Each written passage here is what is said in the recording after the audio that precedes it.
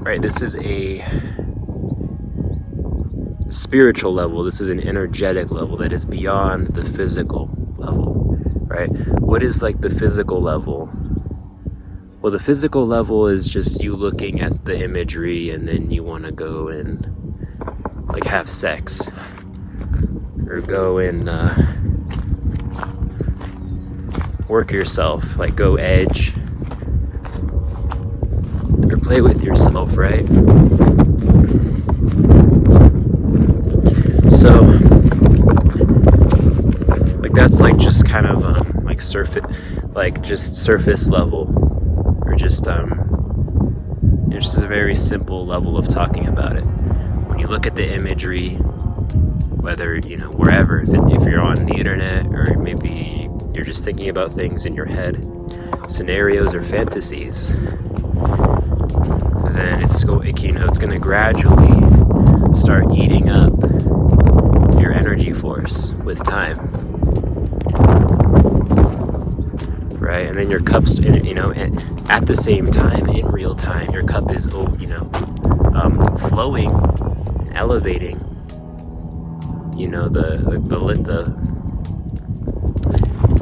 The semen, it converts when you're looking at something, and then that's on a spiritual level, you lose that energy force, and then in real time that converts to semen flowing and expanding in your tank to the point where it wants to spill out of you and leave your physical body, right? So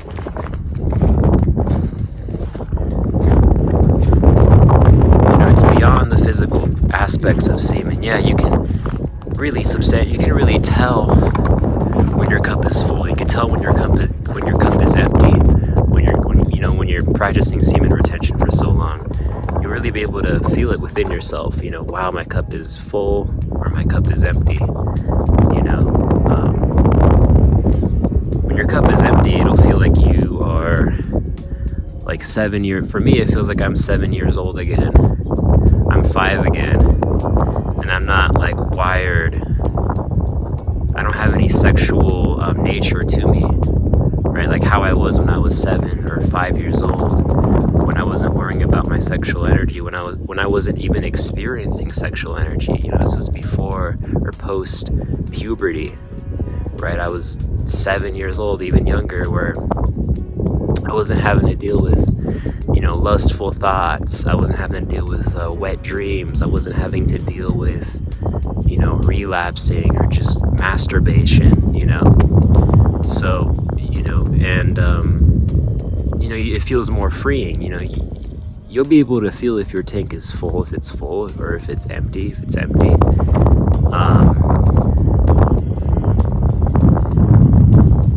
Like when my tank is empty, like super empty,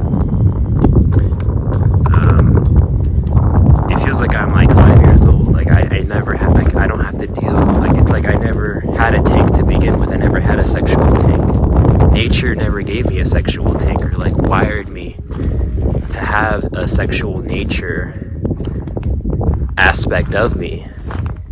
Like I'm free, right? But then with time, because of our human nature, because of our our little human nature that we're wired with and that we're given, the tank just starts to build up again, and it starts to flow again, and it starts to maybe overflow again if it needs to overflow. So and this applies to men, women, bugs, animals, right? Anything that is wired by nature to reproduce and to spread its DNA to the next generation. It's part of our human little bot nature, but we're here to recognize it and to transcend these limitations, these impurities, so that we could be closer to the infinite source, right? We manipulate, we use our consciousness as a tool to recognize our limitations, our imperfections, our impurities, so that we can therefore transcend these things, so that we can be free of them, from suffering them for so long and for eternity. Because that's how it works. This play of life, this play of experience. So people focus on the wrong things in society. You know, people are gonna, if the mind is gonna grasp whatever it's going to grasp. If it's going to grasp attention, then it's most likely going to, or very likely, going to focus on the wrong aspects of retention, you know, and make it like an egoic, make it a part of their egoic image, or just focus on the negatives of it, or just focus on things, the aspects of it that don't matter, that don't mean anything. And oftentimes they tend to be egoic. Oftentimes they tend to be like some sort of rewards or whatever that have to do with your mind. So, you know, the mind loves repetition, right? The mind absolutely loves repetition. The mind loves doing the same thing over and over again. You know, it loves the same cycle over and over again. What do I mean by that? Well, you could just like leave the house to go to work 5 minutes late. You know, you do that once, right? You start doing that once. Then you'll find yourself doing it every day. Even if you're aware of it, even if you don't agree with it, even if you don't, there's an aspect of you that doesn't like it, that doesn't want to keep doing it, right? You might be aware of it, you might not be aware of it. It doesn't necessarily matter. But the point is that the mind is going to keep doing it because the mind loves repetition. You know, you can create you can consciously create a routine for yourself to adhere to,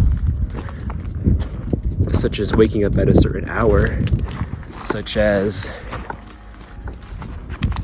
going on a walk right when you wake up, right? Anything you can create for yourself, you know, that's structuralized as a routine for your mind to adhere to, it's going to adhere to, right? People can get so used to, like, you know, you can apply this to relapsing, you know, to the same things or the same images, you know, and then the mind will grasp that. The mind will grasp whatever it can grasp, right? Even if you're not trying to grasp anything or create any concepts, the mind's going to automatically create concepts and create,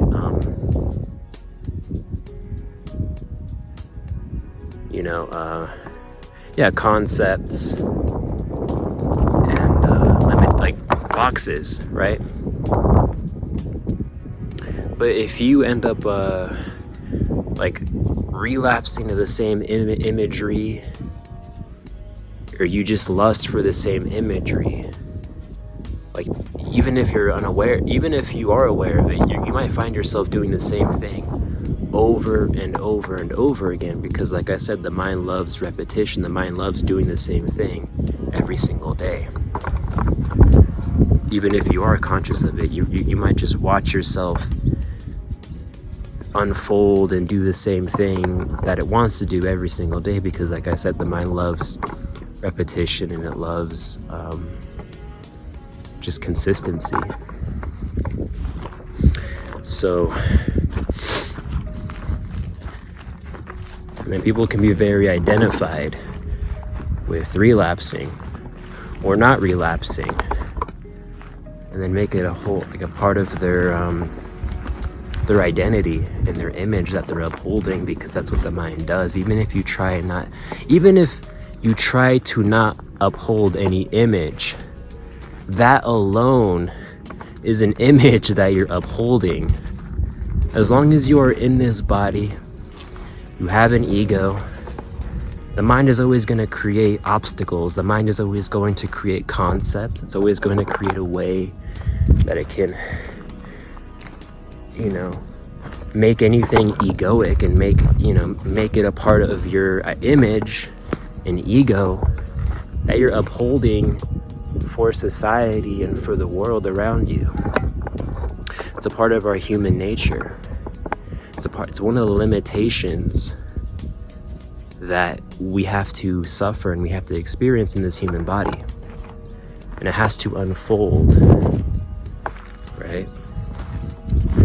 So, a good little trick that I have came up with, and this might sound really weird, but when you go do that next bad habit, right?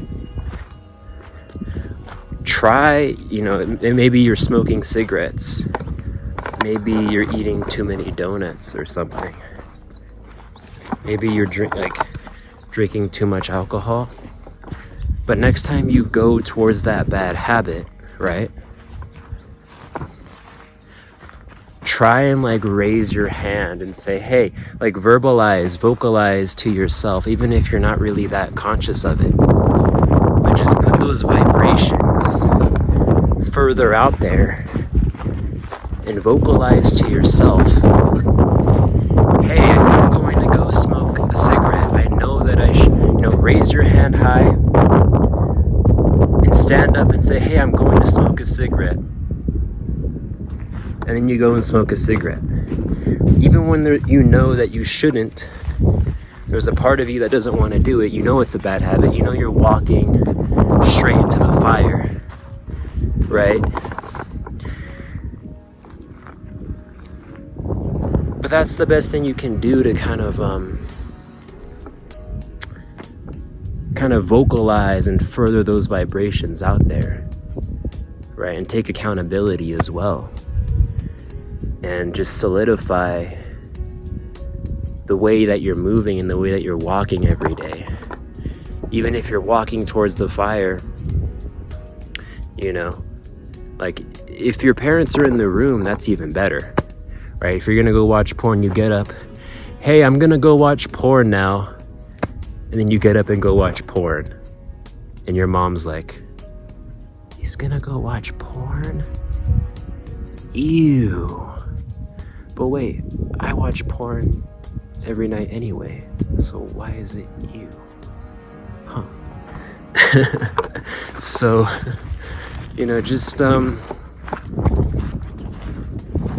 it's a good way to just further those vibrations out there, and it's a way to really take accountability. And your mind will start to grasp it, because the mind is so sticky. The mind is so sticky. Even if you're not trying to create concepts, not creating concepts is going to be a concept in itself for the mind to create, because the mind is so sticky. It's going to do what it's going to do by default nature. And the point is, even if you're unconscious, just vocalizing, verbalizing it, communicating it out there, furthering those vibrations is especially if you're unconscious, is going to allow your mind to grasp those fragments of what you're doing, right? You're feeding more into that. You're also feeding more into that windowed awareness that you're creating to transcend and to break the bad habit and to let go of the bad habit and to eliminate the bad habit, right? It's also about feeding into that windowed space to where it's enough. It's a 4x4 window you can see through. You can see outside of yourself. You can see outside of the bad habit, to the point where you don't want to do the bad habit anymore because you're so conscious of it now. You're so aware of the bad habit now, right? So, yeah, you're creating a windowed space, but you're also showing your mind, you're creating a space to where you are allowing your mind to see kind of pieces of what needs to be seen when it comes to doing the bad habit. So you can therefore feed into that windowed space and feed into it and create a larger, greater sense of awareness and consciousness to then therefore not want to do it anymore, burn up the desire to want to do it anymore, to want to just get rid of it, get rid of the desires and the wants and the cravings to do that bad habit and that bad, that vice.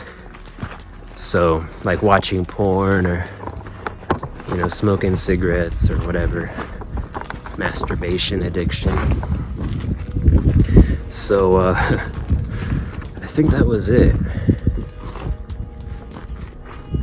It's about trying to lead the mind in such a space where you can show it what it needs to see.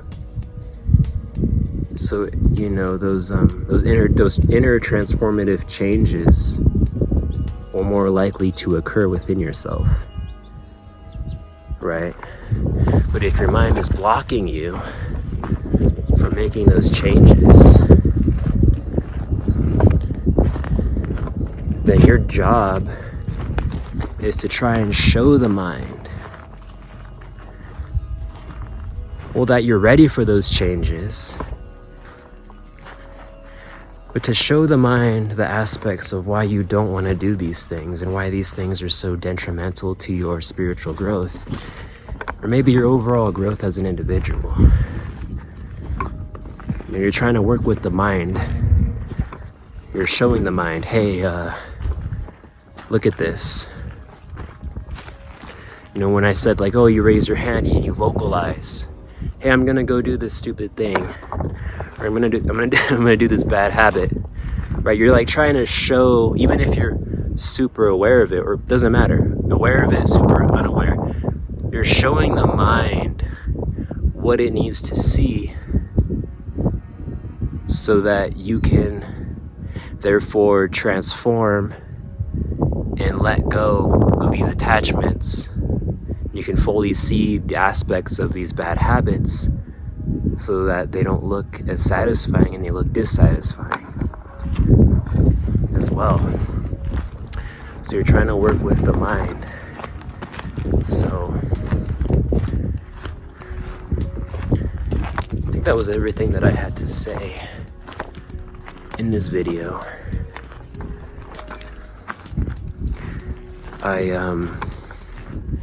I feel like I've said everything that I had to say about retention. So I don't know if I'm gonna make any more videos about it, but never say never. I don't know, I can make a million videos about it. I can think that there's nothing else to say, and then I'll end up saying a million other things. I could think that there's a million things to say and then not say anything. So that was it. Let me know what you guys think. So we're in the moment here. Thanks for watching, and I will see you in the next video.